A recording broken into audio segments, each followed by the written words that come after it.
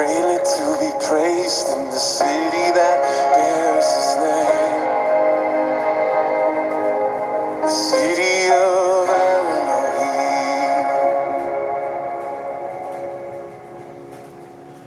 Shabbat Shalom, everybody. My name is Jason. I'm Caden. I'm Jaden. I'm Nicole. I'm Eli. And we are the Yahuwah and the Torah channel, and we thank you guys very, very much for being a part of our little family out here, out in the middle of a jungle, hanging around a little tiny table with all of you guys. We expand our tables, and we are so glad to see you all out there and to be a part of this family. And the way YouTube works, if you guys could actually get a thumbs up on this, which I have never once in my life asked anybody to ever do, but it seems like the only way that YouTube ever has any kind of like advertising of its own is when people are giving it a like. So if you guys would give us a like, I'd really appreciate it. We can hopefully expand out to others beyond our little tiny group right here. And we are the people, the family, who believes that Genesis, Exodus, Leviticus, Numbers, and Deuteronomy is our rule book for life. In fact, we are the family who believes that it is not done away with, the laws. We don't believe that our Messiah, whose name is not Jesus the Christ, but is Yahushua. There were no J's in Hebrew, so let's call our Messiah by his Hebrew name. That he did not come and do away with these laws, that his entire purpose was absolutely, without a shadow of a doubt, not to come and destroy the Torah and the prophets, but he came to make them right. He was the one who came and walked the Torah absolutely perfectly. And there's so many different scriptures that talk about how our Messiah came to do the will of his Father. He came to do what his Father wanted him to do.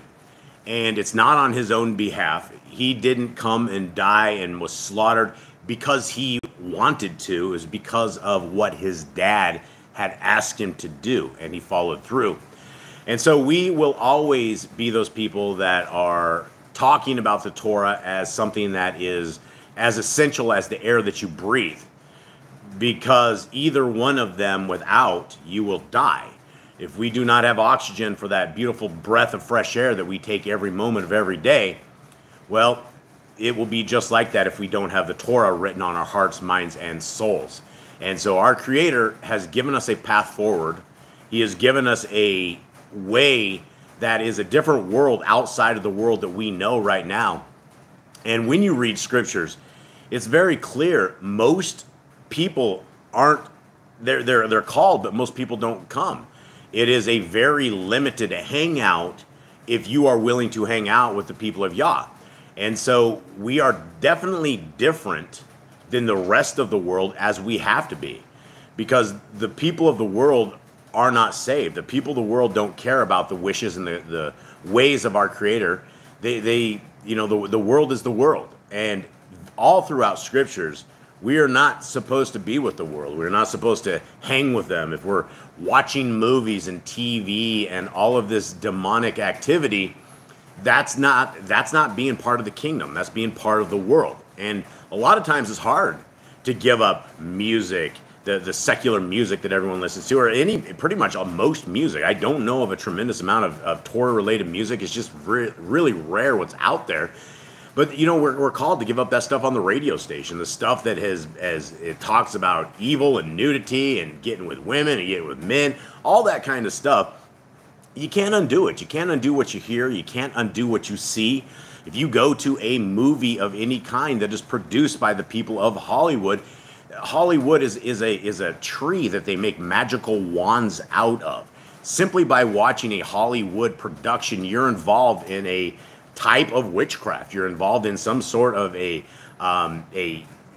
basically it's a capture of the human race, in their mind, heart, and soul.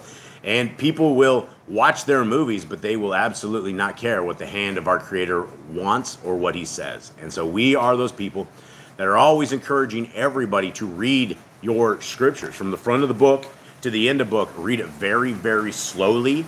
Read it very methodically. Read it to the point where you're writing it upon your heart, mind, and soul as you do it.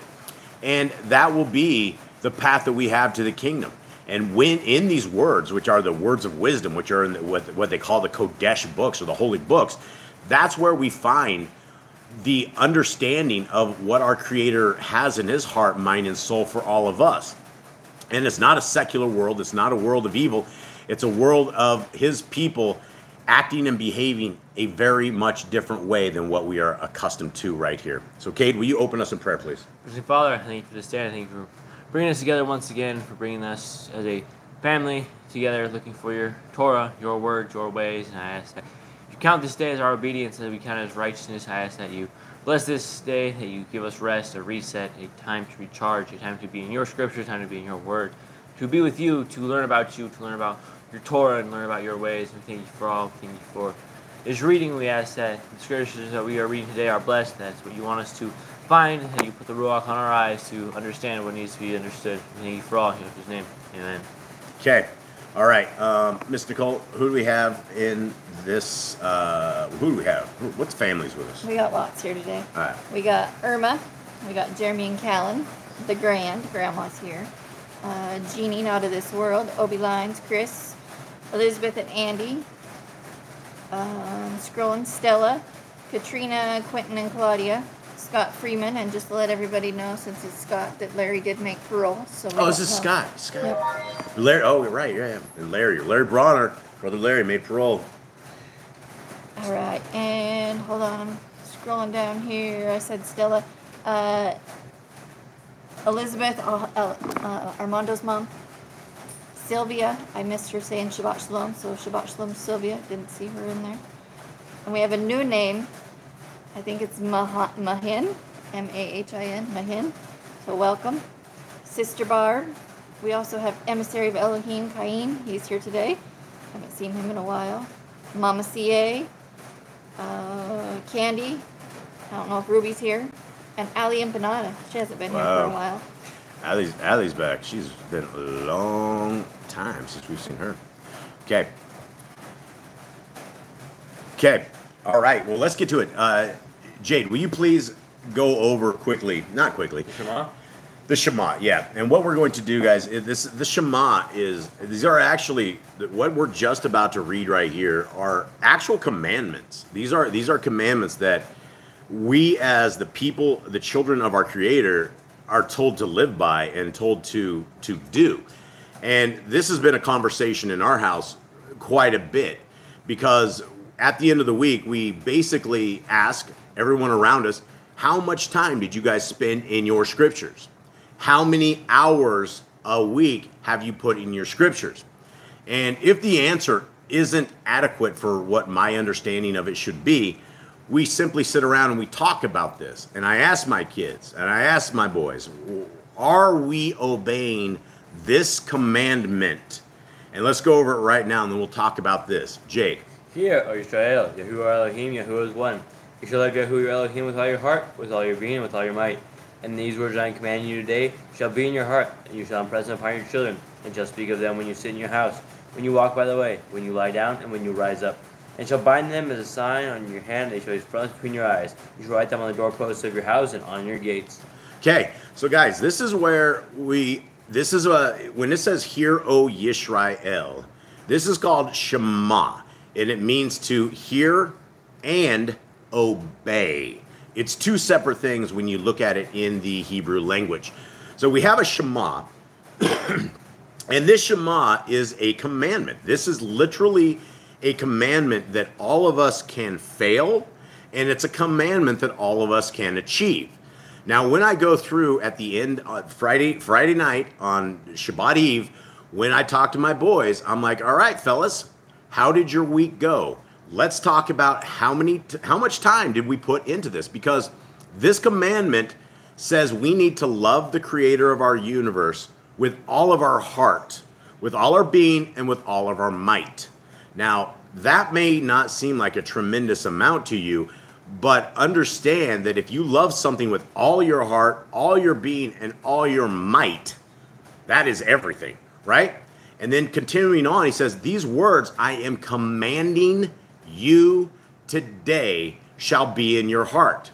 And we're supposed to impress them upon our children. And we're to speak of them when we sit in our house, when we walk by the way, when you lie down, when you rise up. And they shall be a sign on your hand, and they shall be as frontlets between your eyes. And we write them on the doorposts of our house and on our gates. So you do not enter your house, you do not enter your gates without understanding that you are under a covenant. This covenant is called the Torah.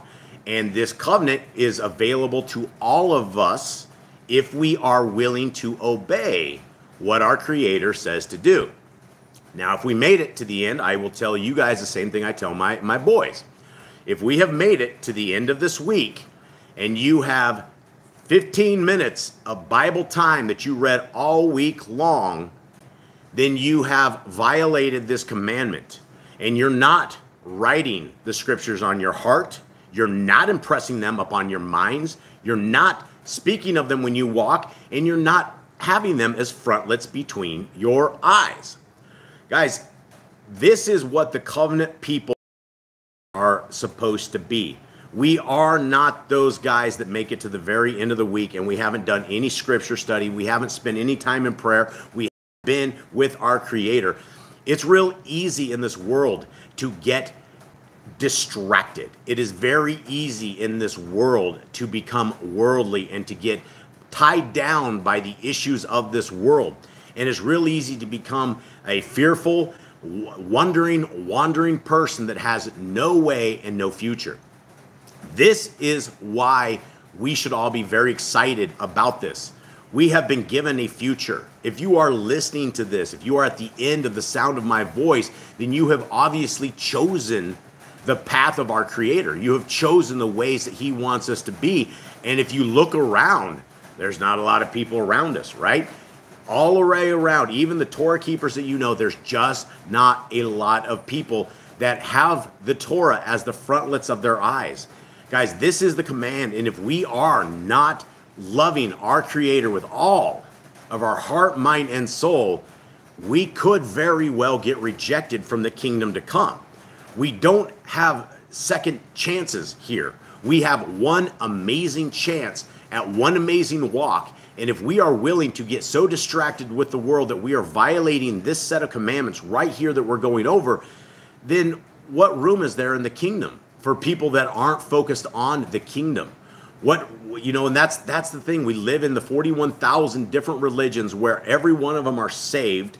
They know they're saved. They raise their hands. They get dunked in a pool inside of a man-made temple, and they think they're all saved, right? Everybody gets that euphoric feeling, and they think that they're saved based upon the hands of man and the words of man. But when you read scriptures, everything that we're seeing in these 41,000 different denominations are an abomination to our Creator because they are not obeying what our Creator wants Him to obey, what He wants us to obey, guys. And so this is where we are going to go over these laws, statutes, and commandments that are found in scriptures. And this was I don't know how many years ago that Boss Clan went through, and we tried to very slowly and very meticulously write down these scriptures because we were unsure. Before we ever started it, we could not find anywhere out there that had the list of these commandments other than what the Judaism tells us is 613 or something of the sort,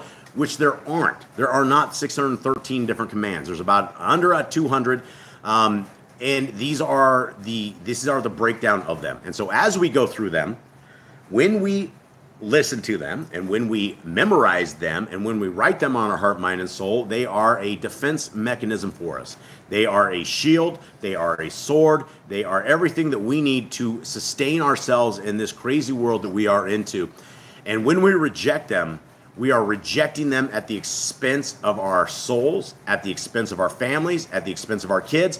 That's what we're rejecting. We're ruining lineages of people who could be Yahs if only we would be obedient. Okay, let us begin.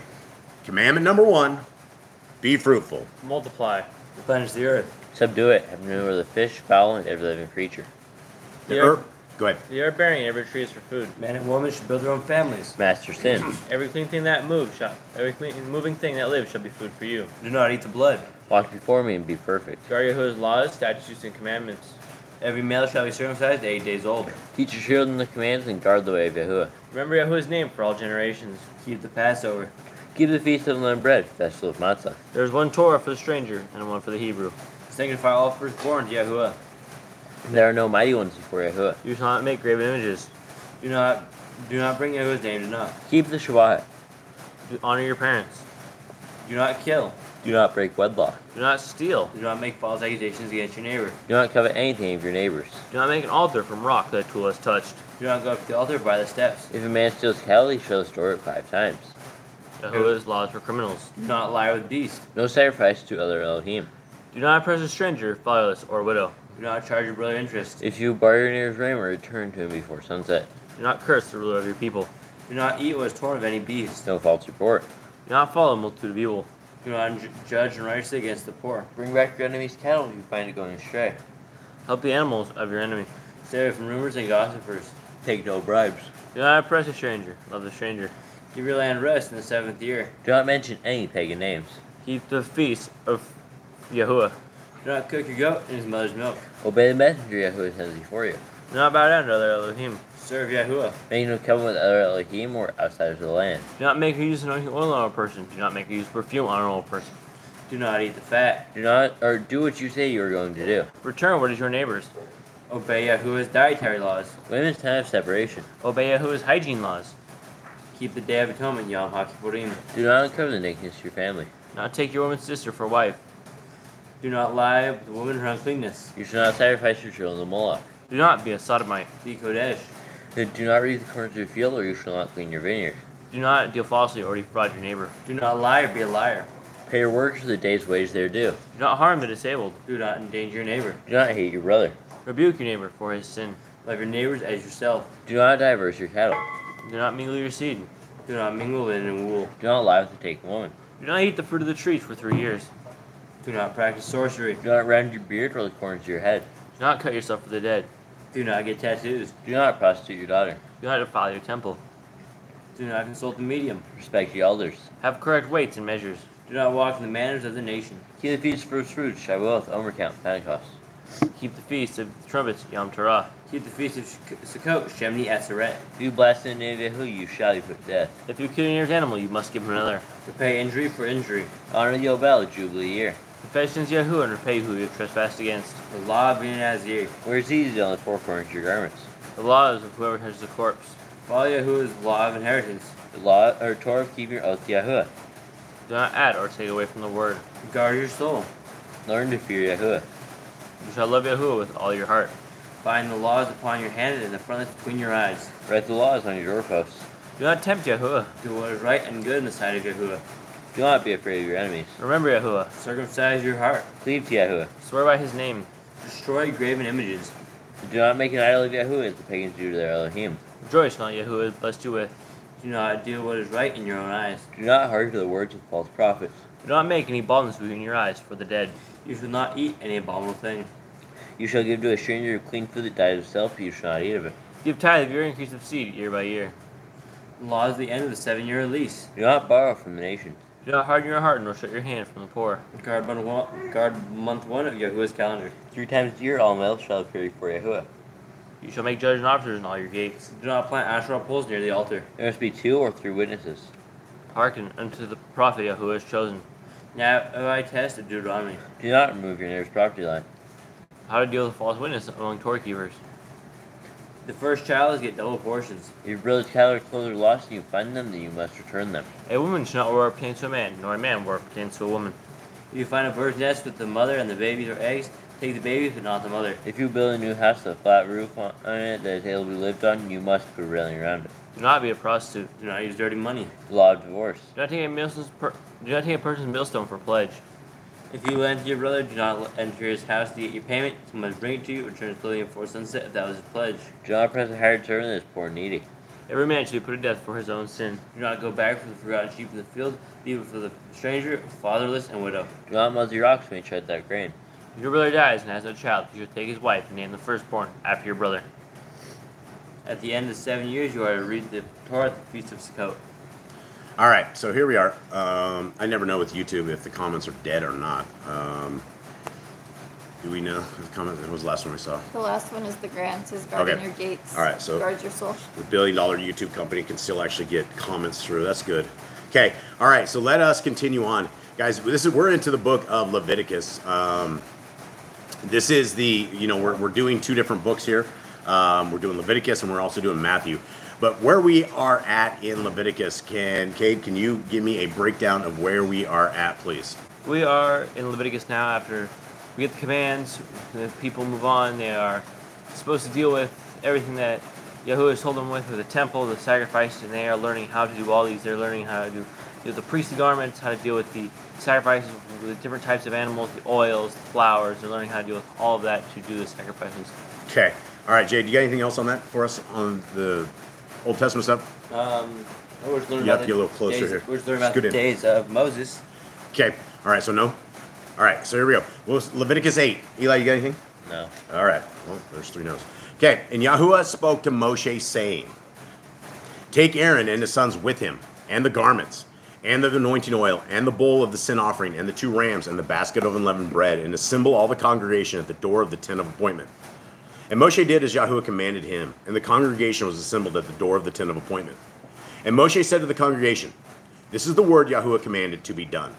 So Moshe brought Aaron and his sons, and washed them with water, and put the long shirt on him, and girded him with the girdle, and dressed him in the robe, and put the shoulder garment on him, and girded him with the embroidered band on the shoulder garment, and with it tied the shoulder garment on him, and put the breastplate on him, and put the Urim and the Thummim in the breastplate, and put the turban on his head, and on the turban on his front he put the golden plate, the Kodesh sign of dedication, as Yahuwah had commanded Moshe.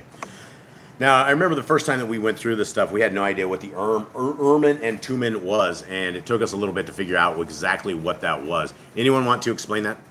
It's the rocks, right? The rocks, yes. So basically, it's basically a way to hear yes or no from Yahuwah. They take these 2 rocks in a bag, and they pull out. When they want a yes or no from Yahuwah, they grab the rocks out of the bag, and whichever rock is, one rock signifies yes, one signifies no, and so if they pull it out, it means a no, do not do something. But Right. yes, that is what happens. Right. Okay. Now I have a question. What you got a Would question? the high priest be the one doing sacrifices with all the clothes on, or who he be observing? Because you don't want to get blood on all these holy clothes. I don't know. I think these guys were all part of this. Even with the clothes on and all the gems and the breastplate. I don't know. I really don't know on exactly who was the executioner on it. We do know that when they did it, everybody puts their hands on the animal, Right. and then you, I think, cut its throat. But I don't think they want to get blood on the holy garments. Yeah, I don't know. I do not know if that was there. Anyone in the chat, do you guys know if it's the guy that's all duded up? I don't know if it's him that's overseeing everything or if it's him that actually does this. It doesn't, I mean, if you are in these holy robes, if you guys are trying to make a throat cut on an animal or a thing, you're still going to get blood splatter on you. I don't think you can make a knife slice without somehow throwing blood, little stuff everywhere. So they may have had, I don't know, maybe they had like a couple different things. Maybe they had, I'm sure that the shoulder plates and all these things, these were things that, you know, you could wipe off and get rid of. But as far as like the clothes, I'm sure at some points people had to wash them. So maybe there's a couple different sets of these. I don't know. Okay. Anyone else have anything? Anyone in the chat have anything? I think there were different garments to slaughter the animals, and they had to wash afterwards. Yeah, that's an interesting idea. Yeah, that's from Jeremy. And then Sister Barb, did you see hers? A blessed helper was assigned to do the bloody work. Yeah, I don't know. That's maybe. I don't know. That could be very much. When dealing with ashes, he would change. All right, so yeah, there's a lot of different thoughts on this. I don't have an answer for that. They probably have different clothes and stuff of that sort. But I don't think one dude could do all of this. There's if you're talking like a whole bunch of sacrifices, there is probably that one, like Sister Barbara's talking about. There's probably that one dude who's a cutter, and that dude is just doing that kind of stuff. And that's the daily job of the Levites and the Kohen, and only once a year. All right. The Grand's throwing in stuff. Must have handled it with care. Trying to think of the name they were called in the Hebrew. High priest appointed. Don't know. Okay. All right. Cool. This is why I love the chat. You know, we got a lot of big brains out there. A lot of astute people who have been studied up in this stuff. And Boss Clan, we don't have all the answers, right? A lot of times we will speculate on things that we don't know. And go from there. All right, where are we at, guys? I think you're on 10. 10. Okay. And Moshe took the anointing oil and anointed the Mishkan and all that was in it and Kodesh them. And he sprinkled some of it on the altar 7 times and anointed the altar and all its utensils and the basin with his base to Kodesh them. And he poured some of the anointing oil on Aaron's head and anointed him to Kodesh him.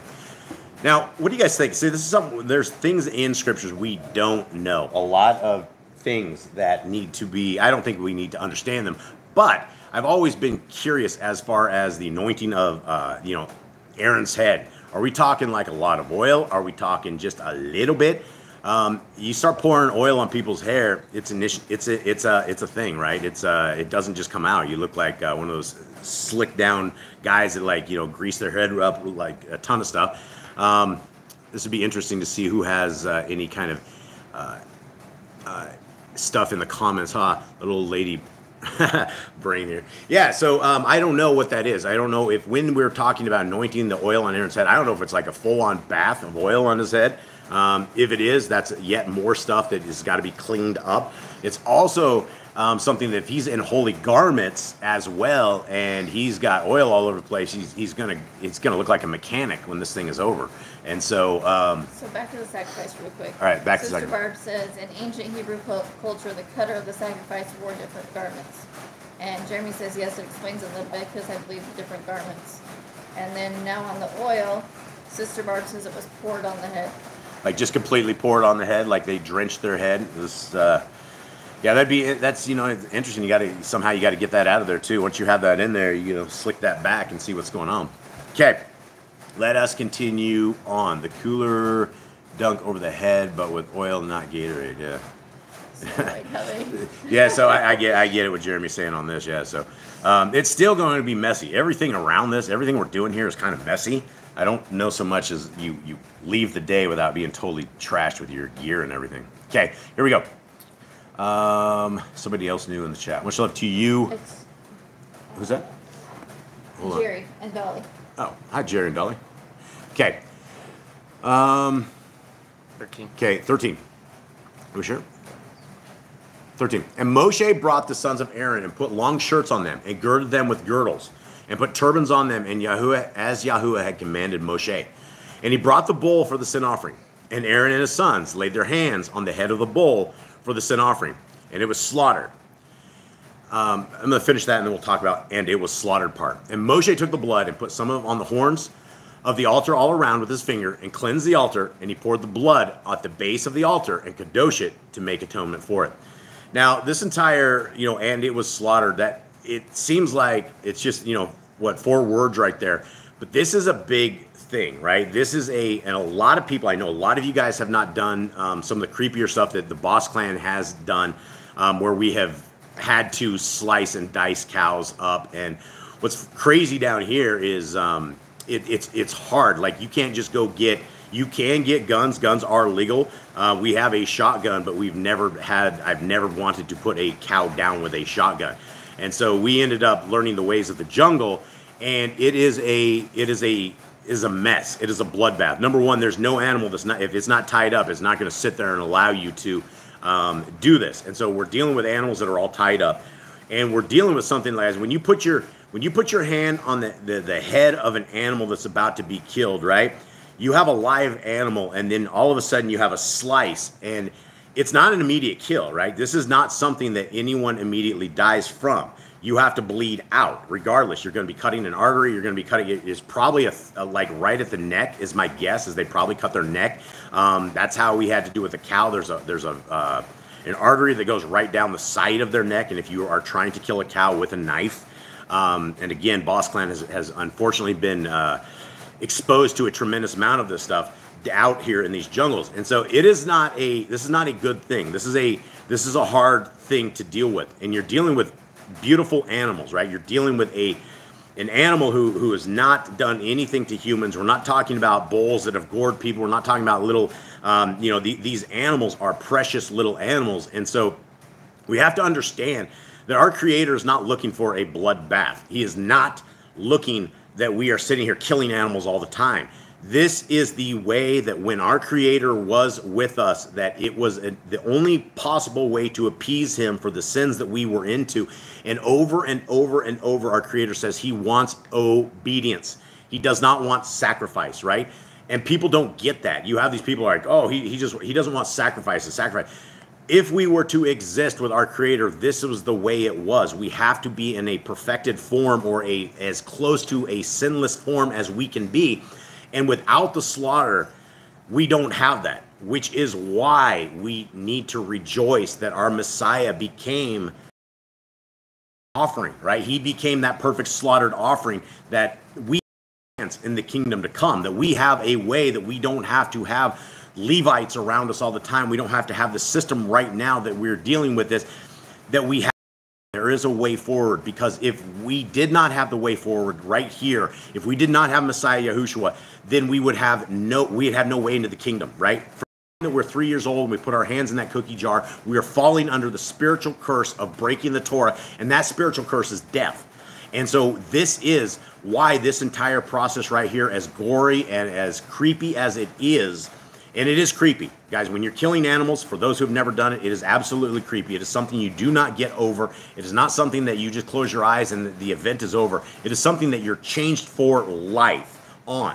And that's the thing that most people don't get, is they don't understand what it is to put an animal to death by your own hand in this complete way. And it's tough. And so we need to be those obedient people. We do not want the slaughterings. We want the obedience. That is what our Creator wants for us, and that's what He's always said. All right, continuing on. The Grand has a question. What you got? So did the head of each family slaughter their own lambs on Pesach?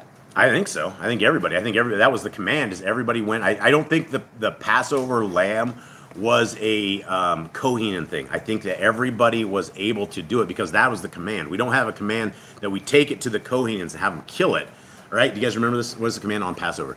It's just that at sunset, or right, Yeah. dusk, we kill the animal, and it's like something in your own house, right? It's protection for your own house. I don't know if there's enough priests to do all that at that particular time, at that moment, for all the houses. So, anything else? Sister Barbara said they did bless it if it wasn't too far. Did you what? They did bless it, like the killing of it, if it wasn't too far, like the Kohen, I believe. What do you mean if it wasn't too far? I don't get it. I don't know. Okay, I don't get it.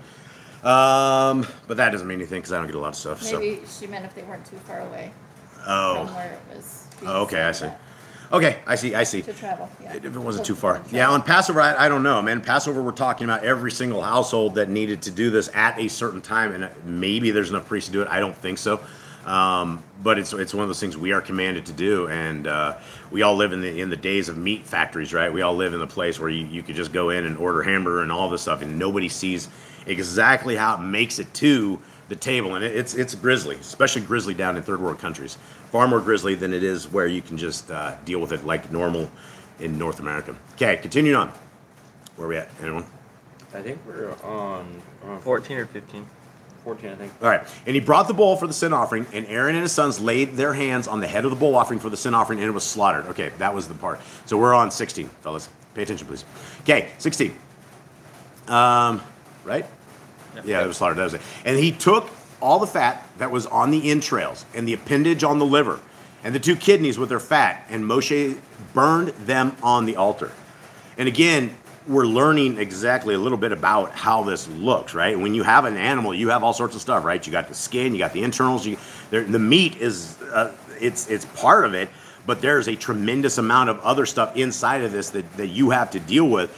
And so this is what it's talking about right here. This is why we don't eat the fat, right? Because the fat is something that our Creator likes to smell. He's not that far away that he could actually smell this stuff when we're preparing it. So this is what he was doing. And also what's interesting is the liver, the kidneys, fat, all this stuff was burned, right? They're burning their organs on this. Okay, continuing on, 17. And the bull and its skin and its flesh and its dung he burned with fire outside the camp, as Yahuwah had commanded Moshe. Okay, and so there's certain things like this. This is interesting stuff. To burn the flesh of an animal that just barely got killed, you got to have a hot fire, right? You got to have a super hot fire. We have actually tried to. We had a bull that died out there one time, and You either can bury it, you can let the animals take off with it, or you can attempt to do something with it. And I put a ton of diesel on this thing, and I put cans of diesel on this thing. I lit that thing up, and it smelled like a barbecue for a little bit. And then later on, we went back there, and it hardly did anything to the flesh. Like it really didn't do anything. And so when you're talking flesh, you're talking a something that doesn't burn, right? It's just a chunk of skin with hair on it, and there's still blood and other things on it. And I don't want to get too down this rabbit hole, but a lot of us, we don't understand what it's actually like to do this, and we do have this experience. And so I do want to throw this out there. So what was burned outside the camp was its feces, its flesh, and its skin, right? All of this stuff, like basically the skins of all this thing. Let's see what's going on. Also for our health, fat stores toxins in the liver. Yeah, those things. Yeah, absolutely. Emissaries are right. Yeah, we don't eat that stuff, right? The creator of the universe says we don't eat stuff like pig. We don't eat fat. It's not because he's like a killjoy, right? He's not like, oh, I don't want you guys partying down there and enjoying that pig fat. This stuff will get you killed. Pig will get you killed. They're toxic things. And if you left, say for instance in 17, if you left the flesh of this animal that you would just strip down to its thing around, it's going to get flies, it's going to get some massive stuff, it's going to be disgusting. You got to deal with this. And so this was the clean up side of this that our creator has put in there. All right, yeah, continue on. And you know, when, like what Sister Barb says, Yah doesn't want you eating fat for a reason.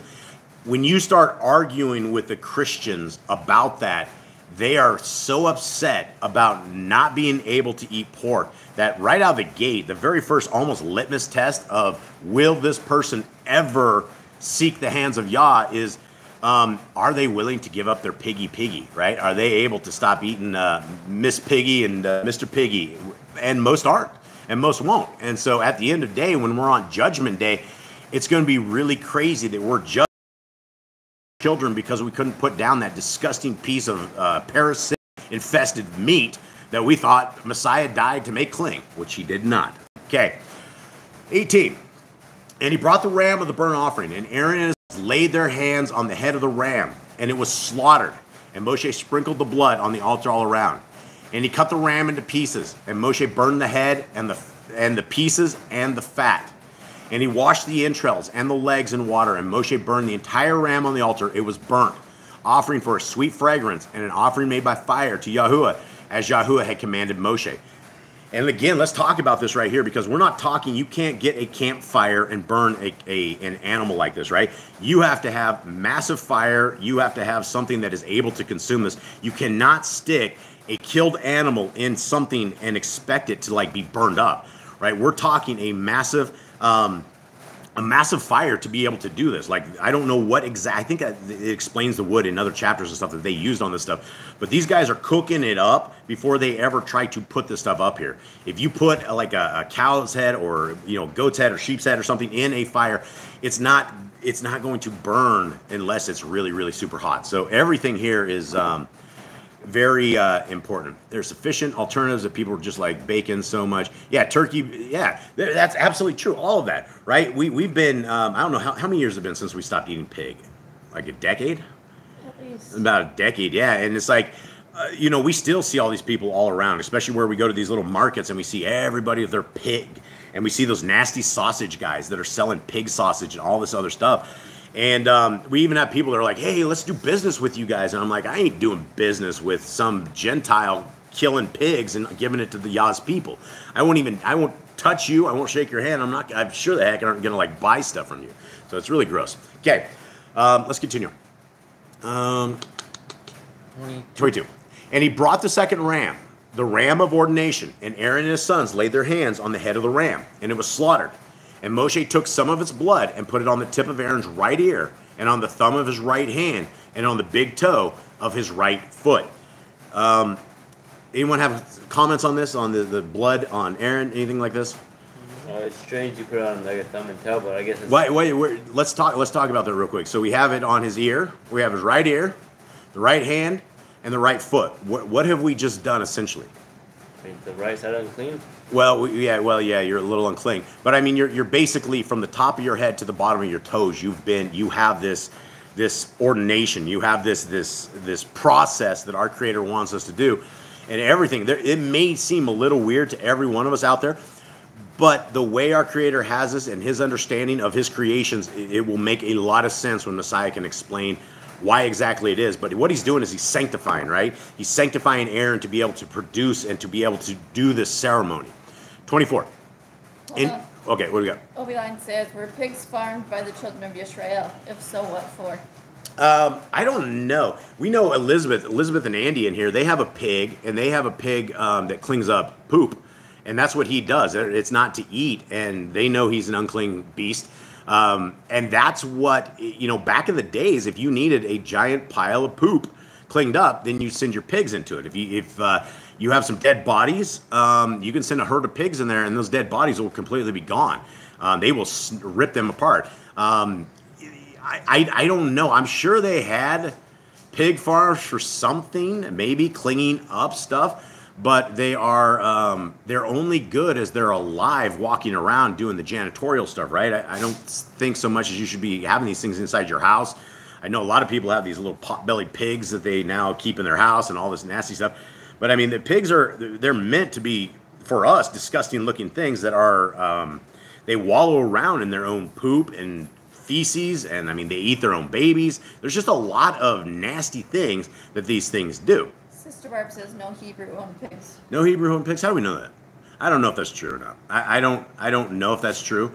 But we have 0 stories in scriptures where anybody ever owned pigs. The only people that owned pigs are the Gentiles who were up on the side of the hills and stuff, right? When Messiah went and killed all the pigs, when he sent the demons into them, and they all went flying off the side. So I don't know if that's true or not. But so Andy and Elizabeth, they both said the pigs literally eat up all the mess from the goats and the chickens. Yeah, so Andy and Elizabeth, they have the pigs to clean up poo. So if that's why you want pigs, I don't know. I don't think there's any law that we have against owning a in Torah. You don't eat it, and it's not part of your food. But I'm sure if something needs to clean up the poop, this is the right way to do it. Sister Barb says it was written in the scrolls and sage writings. Yeah, I don't know. I haven't seen those scrolls or sage writing. I'm not saying it's not true. I'm not saying it's true. I just don't have anything in regular scriptures I've read that I would lead me to believe that. It's probably not a good thing to keep around, I would say. I mean, these things are literally, they have all sorts of parasites and all sorts of diseases and things that I'm sure will transfer off to humans. And even what Emissary says, if you even touch swine, you're considered unclean. That is 100% true. Do we have that? Is that? It's in there. If we touch a pig, we have a carcass of a pig. We know that, but there's no command that if you touch a pig. I think the animals like a dog. Dogs are unclean, but it's not okay to touch them. I don't think you're unclean by touching a pig. I'm sure it's not healthy, guys. The diseases that pigs have are completely, it's not good. So I don't know on this. Yeah, it was in the oral law as well, which was preserved or something. Well, the oral law, if we're talking oral law, we're talking stuff that we don't deal with the Talmud, and that's the only thing that we have with oral law. And so if this isn't the oral law, then I'm going to say this is not a command of our Creator, because I don't have anything. We don't have anything in Leviticus 11 that says we cannot touch a pig. I just don't recall anything. Does anyone remember anything? We've got this, like, you can have a pet pig, you just can't eat him. Yeah, don't eat the pig, and don't touch his corpse or carcass or anything of that sort. So, all right, let's continue, guys. Always great discussions here. And he brought near the sons of Aaron, and Moshe put some of the blood on the tips of the right ears and on the thumbs of their right hands and on the big toes of their right feet. And Moshe sprinkled the blood on the altar all around. And took the fat and the fat tail and all the fat that was on the entrails and the appendage on the liver and the 2 kidneys and their fat and the right thigh. And from the basket of unleavened bread that was before Yahuwah, he took 1 unleavened cake and a cake of bread anointed with oil, and 1 thin cake, and put them on the fat and on the right thigh, and placed all these in the hands of Aaron and in the hands of his sons, and waved them as a wave offering before Yahuwah. Moshe then took them from their hands and burned them on the altar, on the burnt offering. They were ordinations for a sweet fragrance. It was an offering by fire to Yahuwah. Now, here's this sweet fragrance again, right? This is, a lot of people think that our Creator, thanks to NASA, is 5 kabillion light years away and is nowhere to be found, and there's all these other planets out there, and if there's one planet that has humans, there must be other planets that have humans. Maybe not. But what we do know is that our Creator is close enough that these are a sweet fragrance, right? Because I don't know so much as if you would consider these things a sweet fragrance to yourself, but it is something that our Creator definitely likes. And if our Creator is able to smell something locally in our little plane that we have here, I don't know so much as it would be wise to say he's 5 billion light years away and not observing everything that we are doing right here, especially where it says the earth is the footstool of our Creator. And everywhere in scriptures, it says we're foundationally set. Like nothing can move the foundations of the earth. And so if the foundations of the earth can't be moved, what are we talking about being spinning, monkeys on a spinning water ball? It doesn't make any sense. So that's where we have to turn off that tell live vision programming, and we have to use our own minds because our Creator has given us an amazing sense of understanding. Okay, 29. And Moshe took the breast and waved it, a wave offering before Yahuwah. It was Moshe's portion of the ram of ordination, as Yahuwah had commanded Moshe. And Moshe took some of the anointing oil and some of the blood which was on the altar and sprinkled it on Aaron, on his garments, and on his sons, and on the garments of his sons with him. And he kadosh Aaron, his garments, and his sons, and the garments of his sons with him. Okay, this right here kind of answers what we were looking for earlier. It sounds like, or it looks like, that all of these guys come out of here with a whole bunch of blood splatter, a bunch of oil all over them. I would imagine at the end of the day, they had a new change of clothes every day, would be my guess. I don't think you can make it through this kind of endeavor and walk away sparkling cling and have what you need for the next day to make it happen. So just, I would say logically, and I don't know this, but logically I would say they probably all have change of garments that they can swap in and out. I think the breastplate is a thing of metal. They can probably wipe that thing down, stick that over their rocks. It's not metal, but rocks. And so let's continue on. And Moshe said to Aaron and his sons, cook the flesh at the door of the tent of appointment and eat it there with the bread that is in the basket of the ordinations, as I have commanded, saying, Aaron and his sons are to eat it. Then burn the rest of the flesh and the bread with fire. And do not go outside the door of the tent of appointment for 7 days until the days of your ordination are completed, for he fills your hands for 7 days. Yahuwah has commanded to do, as he has done this day, to make... All right, hold on, guys, real quick. Sorry, guys. There's to make. Where am I at, fellas? 30. You were just. I have to switch, guys. When it's like getting towards the bottom of this, I have to switch over to another device to read on because I can't see. So continue with the chat. I'm good. And he said not to go outside the door of the tent of appointment for 7 days until the days of your ordination are completed, for he fills your hands for 7 days. Yahuwah has commanded to do as he has done this day, to make atonement for you. Guys, this is to make atonement. This is not technically your sins being forgiven. This is not the curse of the Torah being gone. This is the atonement that our Creator is able to spend time with us, right? Like this appeases him enough that he is willing to stick around and to hang out. And this is what these days were all about, is that that our Creator walked amongst us and was dwelling with us. And this is how he wanted us to act and how he wants to behave. 34. Yahuwah has commanded to do as he has done this day, to make atonement for you, and stay at the door of the tent of appointment day and night for 7 days. And you shall guard the duty of Yahuwah and not die, for so I have been commanded. And Aaron and his sons did all the words that Yahuwah had commanded by the hand of Moshe. Okay. Yeah, guys, and so for those who probably are new on this place, we have a lot of distractions that we don't mean to. We live in we're in a third world country. We think of it like a first world country, especially compared to what North America kind of looks like these days. But the houses are not the same as everywhere else, and so we don't have a ceiling like a lot of you guys have, and so we have a single piece of tin that goes from outside to inside, and so the roof is the sun on the roof making the roof pop and hiss and whiz and things like that. And so that is what we're always up against. We're hoping one day we could actually get a ceiling in here, because this is kind of like this is not exactly normal. I mean, people with that are a little more well-to-do than we can actually afford ceilings, but that has been the least of our things. And so that's what it is, guys. And there's also the 9 pit bulls, and the 9 pit bulls always like to talk and make noises and things. They live with us. They're not chained or anything. They completely live in and around us. At the end, you can show everybody. Yeah, spray foam. Get some spray foam. I don't know how that would even work up there, Jeremy. I'd have to like put spray foam up there, and then I have to put like boards up there and do a bunch of other stuff. So one day we will be like high-end, classy folks, and we will try the ceilings like everyone else has. Okay, so this takes us, guys, into Matthew 8. Anybody, give me a quick lowdown, breakdown on exactly what is where it's at. Anyone? All right, Jaden. so Yehoshua, he had been born by the Yahuwah and Mary, and then he grew up and started teaching people, started finding disciples, learned from John the Baptist, got baptized. John the Baptist ended up dying, and he is in the wilderness. He was tempted by the devil for a whole bunch of times, and for 40 days he's been fasting. Then now he is back teaching and finding more disciples and healing people and doing miracles. And people are the Pharisees are starting to question him and where he's from. Yeah. So, all right, and yeah. So I saw your comment in there, emissary. Spray foam isn't going to work in here, folks. It's not what you take a lot of spray foam to cover this. You would take $25,000 in spray foam to be able to do this, guys. So yeah, it's a little different than what you see in here from what you're used to. Okay, let's go. So Matthew 8, Messiah's words. And when he came down from the mountain, large crowds followed him. And see, a leper came and bowed before him and said, Adonai, if you desire, you are able to make me clean.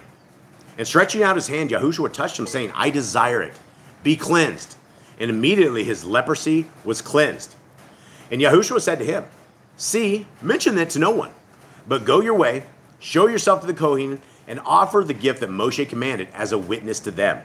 Okay, we have this a lot in scriptures where Messiah says, don't mention this to anyone. And I don't think anyone ever obeyed what he actually said, because everybody goes out and they mention what happened. Now, why do you think everybody go out and mention it, even when he says don't mention it to anyone? Probably because they're scared of the Pharisees. How did this happen to you?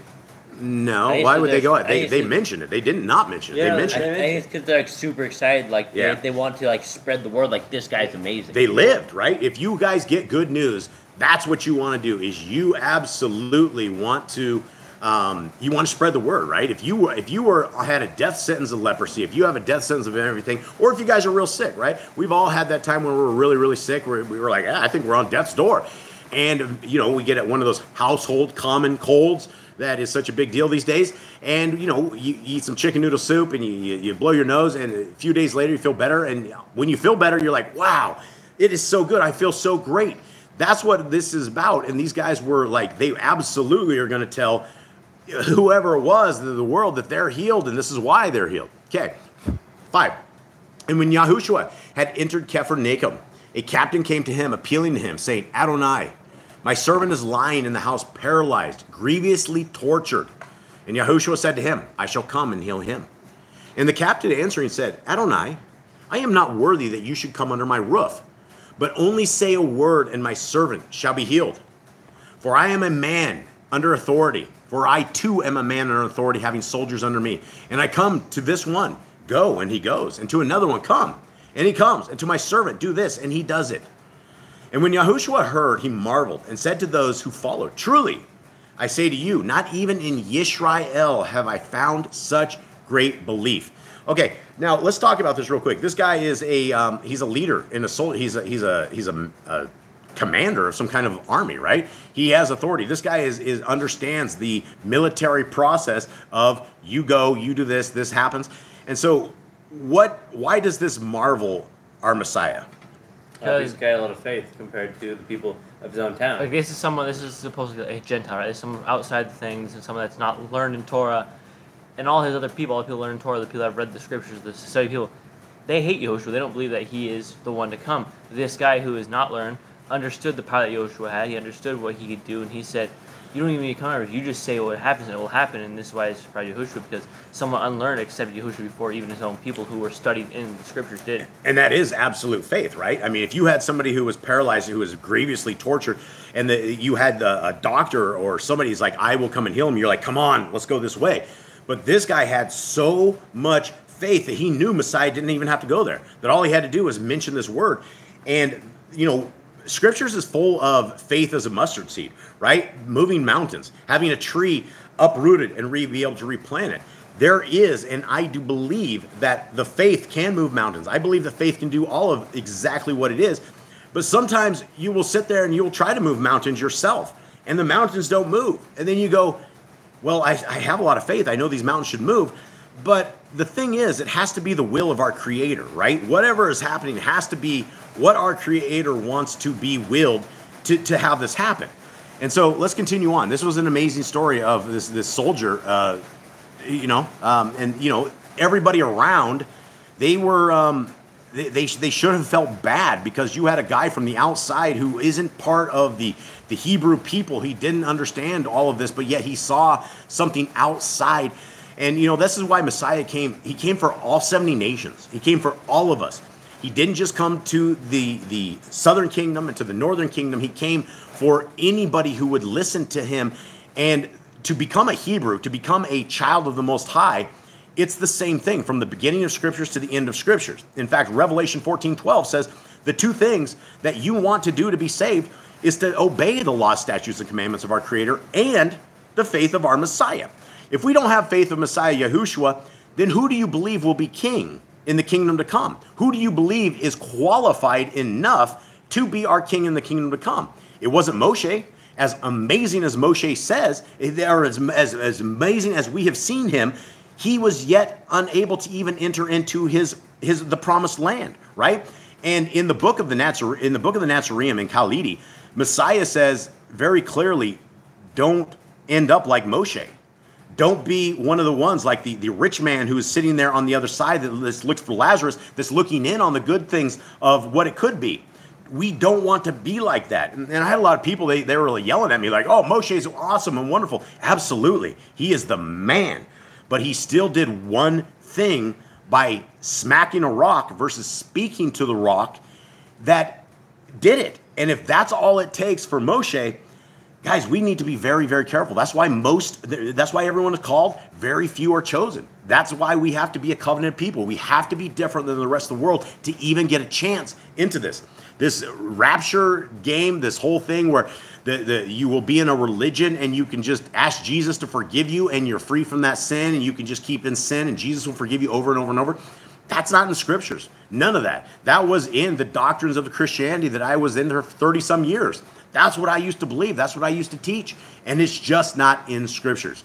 We don't pray to Messiah anywhere on any of this as well. Okay, so continuing on. 11. And I say to you that many shall come from east and west and sit down with Abram and Yitzchak and Yaakov in the reign of the Shemaim. But the sons of the reign shall be cast out into outer darkness, and there shall be weeping and gnashing of teeth. Okay, we should very much discuss this, right?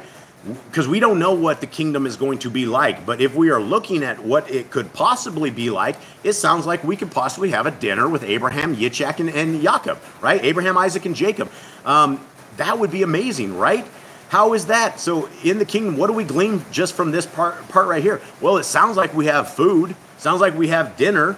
We're doing something, or maybe it's not dinner, maybe it's just sitting down, maybe we're not eating, maybe we're just hanging out with these guys, but there is a couch, right? Or there's a place that we will get to see the people of great, right? Our forefathers and foremothers who actually did this, who walked this. All of these stories that we've heard in Torah, in Scriptures, are going to come to life one day, and we're going to be sitting there with those eyes blinking as we gaze upon those who went and did it for the kingdom and those who made it. Right? But Messiah also says the sons of the reign shall be cast into outer darkness. There shall be weeping and gnashing of teeth. Guys, most people don't make it. A lot of people don't make it. We went over that yesterday or last Shabbat in Matthew 7, that people that were doing miracles in the name of Messiah, people that were doing this, they're going to be told to depart. And Messiah even clearly says in the book of Khalidi, in the book of the Nazarene, he's like, I'm going to cast them out because I didn't authorize it. I didn't authorize what they're saying. I don't know what they're saying, but it wasn't from me, so depart from me. Okay, continuing on. 13. And Yahushua said to the captain, go, and as you have believed, so let it be done for you. And his servant was healed at that hour. And when Yahushua had come into the house of Kepha, he saw his mother's wife's mother lying sick with inflammation. And he touched her hand, and the inflammation left her, and she arose and served them. amazing. It's, you know, 2 verses right here are just amazing, right? You have Messiah that comes in. There's an inflammation, some sort of fever, right? Messiah comes in, touches her. She gets up. She starts helping them out. That's how well of a doctor that Messiah is. It can go from feeling like death to sitting there serving some meals just like that. 16. And when evening had come, they brought to him many who were demon-possessed. And he cast out the spirits with a word and healed all who were sick, that it might be filled what was spoken by Yeshayahu, Isaiah, the Nabi, saying, he himself took our weaknesses and bore our sicknesses. And yet when Yahushua saw large crowds about him, he gave a command to go off to the other side. So going back to this, because the book of the Nazarene is one of these that it's just like all these other books that we read that we can bring things into.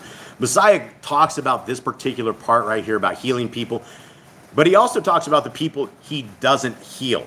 And he talks about that not everybody is healed, right? Because he says clearly that some of the times that he would heal them, it would make them spiritually more deft. Like he would bring weakness to weakness, and instead of bringing strength, instead of them jumping up from being on death's door and glorifying Elohim, they will just get up and continue on in the life that they were, and it was not in service to our Creator, was not in service to the kingdom, and they will make things worse. And so Messiah didn't heal everybody. He healed those who had spirit, who had the strength that it was going to be for the best. 18. I think it did that, but we'll do it again. And when Yahushua saw large crowds about him, he gave a command to go off to the other side. And a certain scribe, having come near, said to him, Teacher, I shall follow you wherever you go. And Yahushua said to him, the foxes have holes and the birds of the Shemaim nests, but the Ben of Adam, the son of Adam, has nowhere to lay his head. Okay, these are interesting things to say, right? That Messiah talks about what he sees as where he is on this place, right? He feels like he's a little bit out of the norm because he doesn't have a home like the rest of us have to. He doesn't have a technical place to go. He's talking about his mission, and his entire mission is a very short time in times of our entire existence that he is there. He doesn't want to go and hang out with these guys. He doesn't want to. His home is with his dad, right? His home is in the kingdom to come. His home is our leadership. This is not just our Messiah. This is our King. This is the one that we will be looking forward to telling us, understanding more in the Torah. And this is the most qualified individual that you could ever have, was the son of the creator of the universe, who was with his father before creation ever was. And from the extracurricular books, we know that the Torah was created before creation ever was. And so if our creator and his son knew exactly what it was prior to creation, then none of this is a surprise to any one of them, because this is just how it is, and this is how we should behave. There was one other point I wanted to talk about in the book of the Nazarene. It's very interesting because when Messiah talks about not everybody being healed, not all of this stuff here, it is it's a process, right? Some of the people that didn't get healed could very well get healed later, but it's not something that everybody. And take for instance all of us, right? Some of us get sick, and we pray for health, right? We pray, and sometimes it doesn't come. Sometimes we don't get better. This could be part of the testing, right? This could be part of it, that maybe we're not ready to be healthy. Maybe our time is not here. Maybe there is spiritual strength in the sickness. Maybe there's something that we all need that we're not getting. And by being sick, being on the edge of death's door, by having to lean on our Creator for every breath that we have left, which we do anyway, but when you're on death's door, you know what I mean, right? So there's a lot of times that we will pray for health, and we don't see it, and we don't understand. We don't understand that it is not in the timing of our Creator. It's not that the answer is no. It's that the answer could be yes a little bit later, or that we're not ready for it. And so we can't second guess what our Creator does for us, or our health, or anything like this. He has it all in his hands, and we are all in his hands, and we are a beautiful creation by him, and he wants nothing but the best for us, which is why he gives us the Torah, which is why he tells us not to eat pig and not to do evil things that get us corrupted. Okay, continuing on. And another of his Talmudian disciples said to him, Adonai, first let me go and bury my father. But Yahushua said to him, follow me and leave the dead to bury their own dead. Now, this, I believe, is something that is the Christians will run with, right? And they will drop absolutely everything and think they are going off to follow Messiah. This is where the book of the Nazarene, like if we do not have the entire scriptures, we don't understand everything. If we just read regular scriptures, then we're about, if I read this, then I would just drop everything that I have, leave my family, leave my dogs, go out there and just start ministering to the world just based upon this. Messiah very clearly talks about in scriptures. A man came to him and said, Messiah, should I drop everything? Should I go? And he goes, who do you have that depends on you? He goes, well, my house is full. I got my wife. I got my kids. I got my old father. He depends upon me. And he goes, not everybody has this that they can just drop everything, because everybody that depends on you, you're responsible for them, right? So sometimes we can't just do this, drop everything and go and follow Messiah. He did not mean that. Like if you're dropping your entire house and leaving your kids to die and leaving everything around you, this isn't what Messiah is talking about, and going out and just leaving all your responsibilities. We have responsibilities. We are meant to take care of them. And a lot of people get very confused when we don't read the entire scriptures. All right, 23. And when he entered the boat, into a boat, his Talmudim followed him. And see, a great gale arose on the sea, so the boat was covered by the waves. But he was sleeping. And his Talmudim came to him and woke him up, saying, Adonai, save us, we are perishing. And he said to them, why are you afraid, O you of little belief?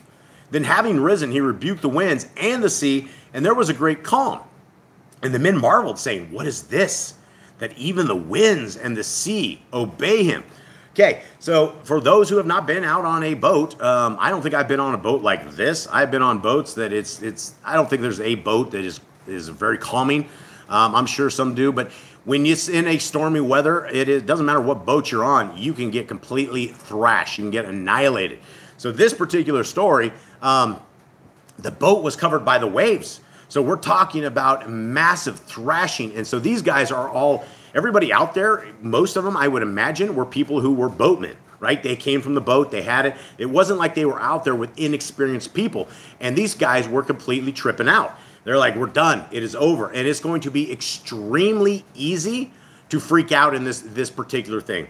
You have your Messiah, he's snoozing, he's catching some Z's. There's literally Z's popping up from Messiah as this boat is about to go under the water. What do?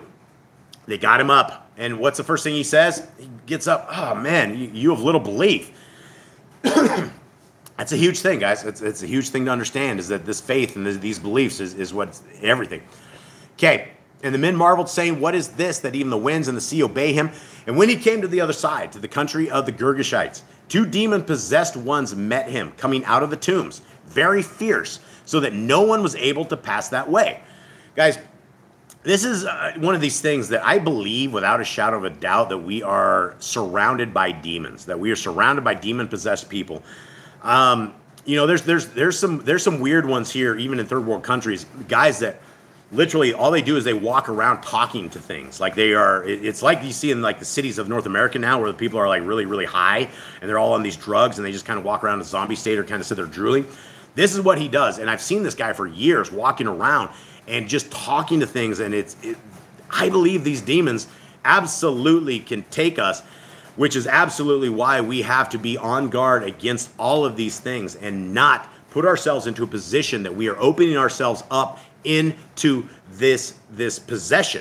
I think it's very easy to get stuck with an unclean spirit on you, and it will attack you. It will mess with your mind. It will make things happen that you can't even understand. And if you do not understand that there is a force of darkness, of spiritual darkness that is always trying to attack you, then you won't know what could possibly be on top of you, which is why we need to be in scriptures. We need to be in prayer. We need to be with our Creator and everything. And the closer we get to the world, the easier it is for the demons to take us to school.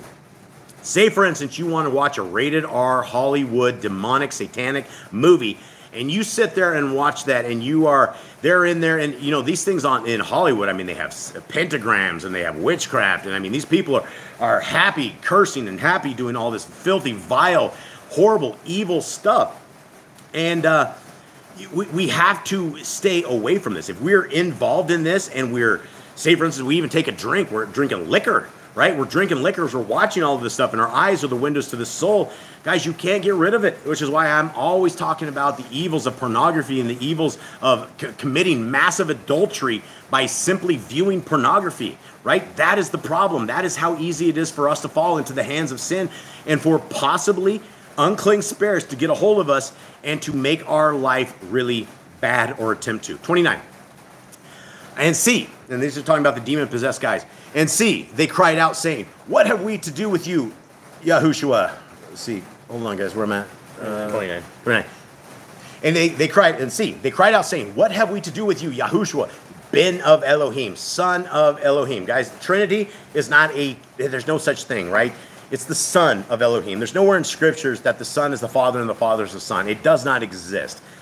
I've argued that 1,000 times to all the Christians, and since they only read like 2 or 3 verses in the entire thing, you can't argue with people when you're trying to do that. It doesn't make any sense that the creator of the universe was killed for 3 days by Hasatan. It was the son who was our sacrifice, who becomes our priest, and that's what this was all about.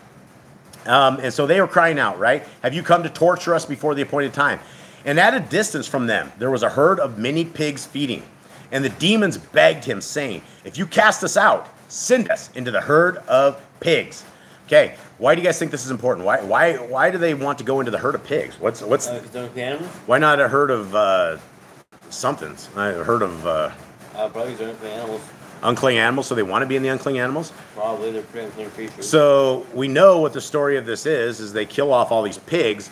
Why is it just because they're unclean? One thing that I remember Todd Bennett was talking about is this particular place where all these pigs were, like right very close to it was a temple of Baal. Like these pigs were actually the sacrificial pigs for this temple work. And so for whatever reason, the demons all wanted to go into them, which I don't know why, but let's continue on.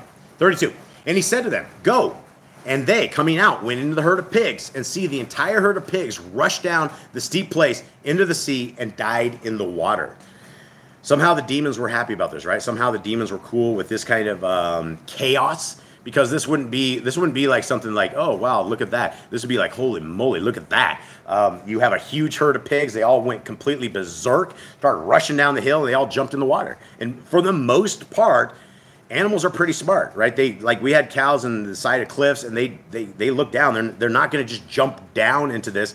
And I don't think that regular pigs are going to jump down into this as well, unless they are demon possessed. Okay, 33.